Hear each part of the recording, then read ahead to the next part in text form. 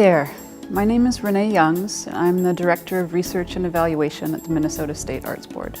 I am here to give you a little bit of an overview on evaluation and the arts that was inspired by a workshop and work that the Arts Board put together with the Forum of Regional Arts Councils in 2016. My goal today is to help you, whether you're a RAC staffer or a board member or someone who's thinking about applying for a grant from a regional arts council or from the Arts Board, to have the background information you need to learn more about the most. Hopefully this video will be just the first step in your learning process about evaluation in the arts. When talking about evaluation in the arts, there are a ton of reasons why it's important for all kinds of folks. For artists and arts organizations, first and foremost, it's a way to get a sense of how well we're doing our own work and what effect it's having by doing something that most artists already do, which is paying close attention to what's going on around them and what effect the work is having on an audience or the people they're in a situation with, but doing that in a systematic way so that we can capture and document what's really happening so that we can reflect on it later. Gathering that kind of information is also a really good way to demonstrate to the folks to whom you're accountable that you really are doing the thing that you have promised you would do, often in exchange for their funding, and to have some information you can use to make a case to new potential supporters. Then on the other side, for folks like grant makers, like the people I work with at the Arts Board, that same information can be used to get a sense of whether or not we're fulfilling our own mission and whether the investments we're making are actually having the impact that we intend them to have on all of our communities. Within our statewide funding system, it's this accountability piece that really makes having shared evaluation practices so important. That's a big part of the work that we're all doing together as a system.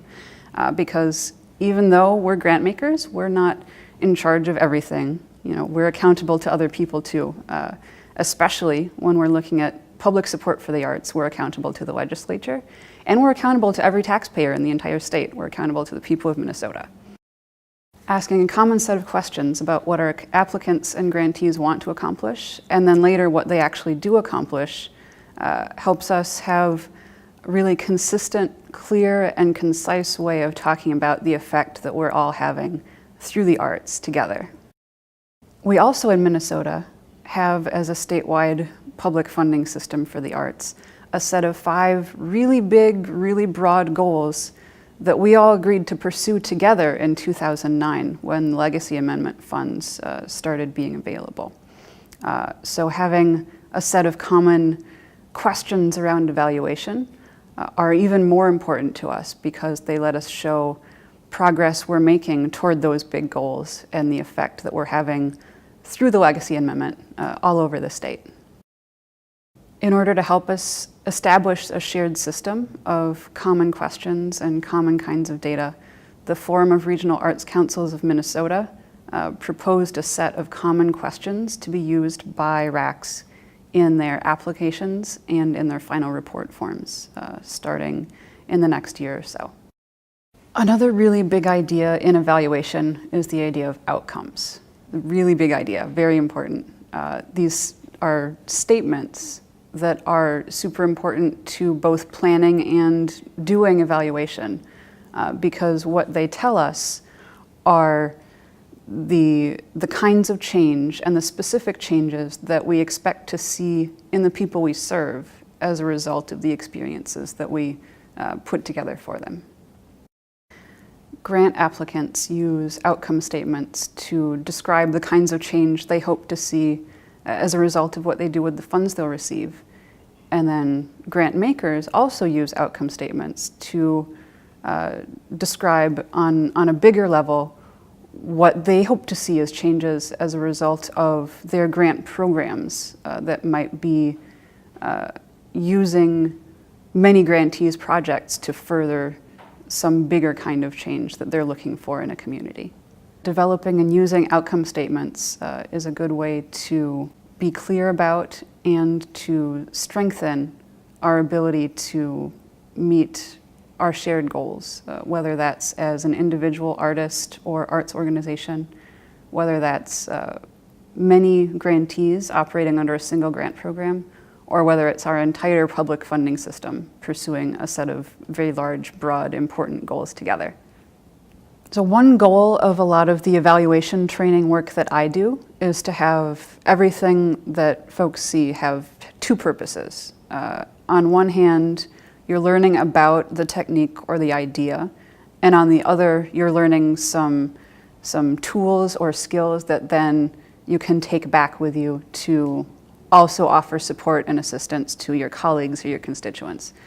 Method selection is a much more wide open part of doing evaluation than a lot of people realize, and it's really an opportunity to be creative, but also within some constraints around what tools are appropriate to use.